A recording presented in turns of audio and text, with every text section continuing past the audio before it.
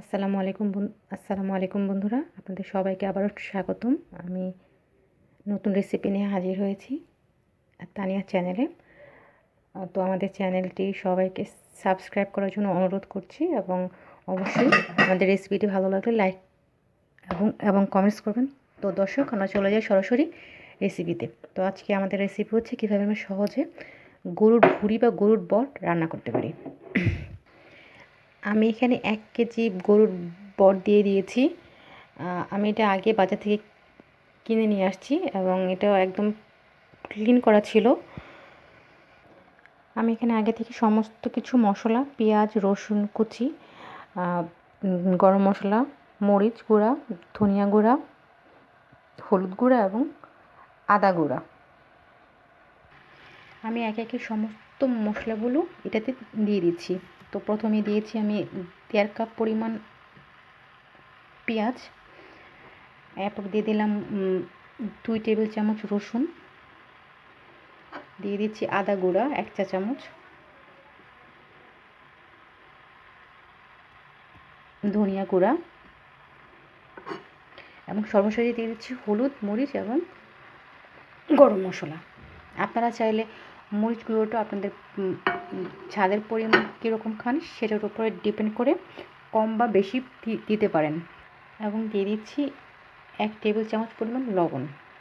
লবণটা আপনারা যে যার স্বাদ অনুযায়ী কম বেশি দিতে পারেন।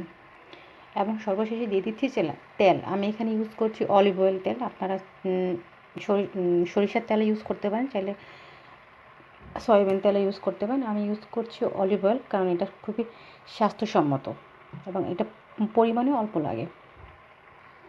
আমি এখানে 1 টেবিল চামচ পরিমাণ টমেটো সস দিয়ে দিচ্ছি। আপনারা এখানে চাইলে টমেটো কেটেও দিতে পারেন। আমি এখানে সসটা ইউজ করছি এবং আমি সব কিছু দেওয়া শেষে এটা আধা ঘন্টার জন্য ঢেকে রাখবো। তো বন্ধুরা, আমরা 30 মিনিট পরে আবারও হাজির হলাম। তো এটাকে এখন একটু নেড়ে দিচ্ছি।